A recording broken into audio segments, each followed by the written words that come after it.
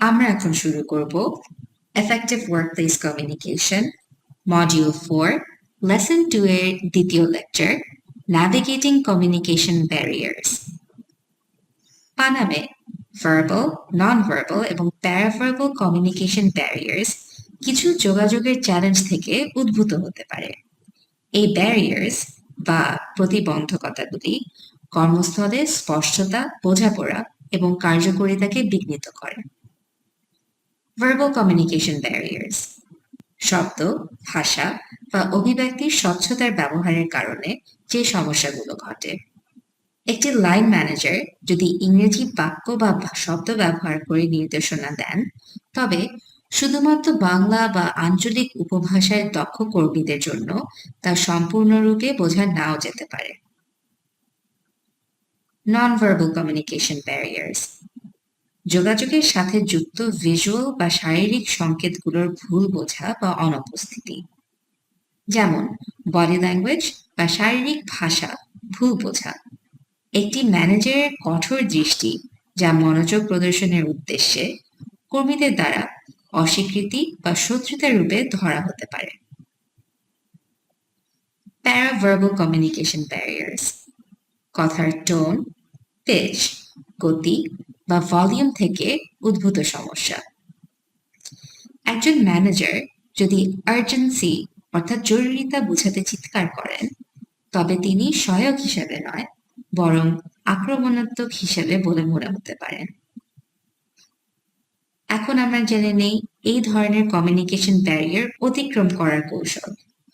Verbal, non verbal এবং প্যারাভার্বাল কমিউনিকেশনের জন্য লক্ষ্যযুক্ত কৌশলগুলোর সাথে ইমোশনাল ইন্টেলিজেন্স অর্থাৎ সংবেদনশীল বুদ্ধিমত্তাকে একীভূত করে একটি কোম্পানি আরও ইনক্লুসিভ এবং প্রোডাক্টিভ কর্মক্ষেত্রের পরিবেশ তৈরি করতে পারে।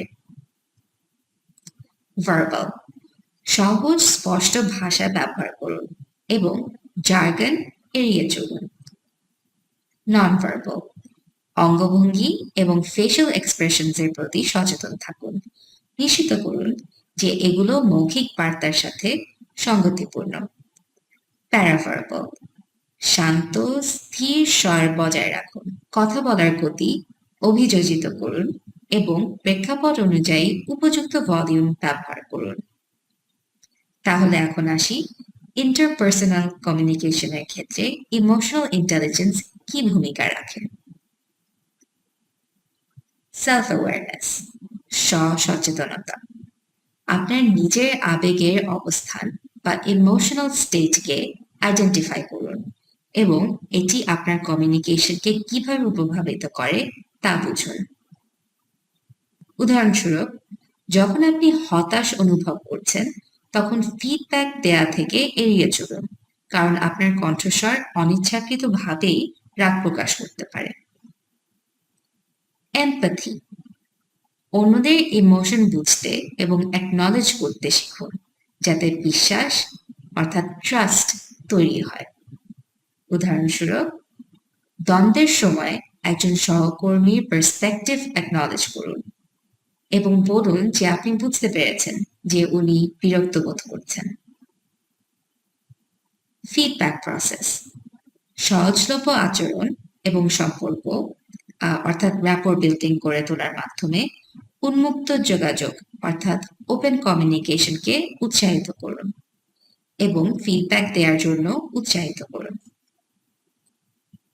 উদাহরণস্বরূপ, ইনফর্মাল টিম মিটিং বা চেক ইনের মাধ্যমে ওপেন ডায়ালগ বা সৎ সংলাপের একটি জায়গা তৈরি করুন। ইমোশনাল রেগুলেশন ইমোশনকে নিয়ন্ত্রণে রাখা, বিশেষ করে উচ্চ চাপের পরিস্থিতিতে শান্ত এবং সজ্জিত থাকুন।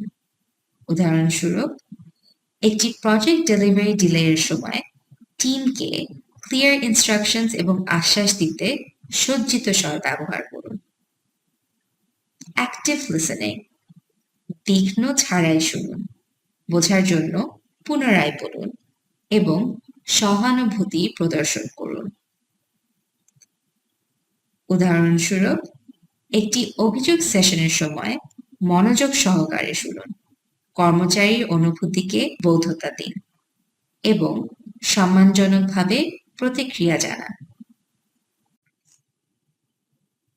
অনুগ্রহপূর্বক এই সেশনটি কি পয়েন্টগুলো রিভিউ করে নিন। Thank you for your participation in this session.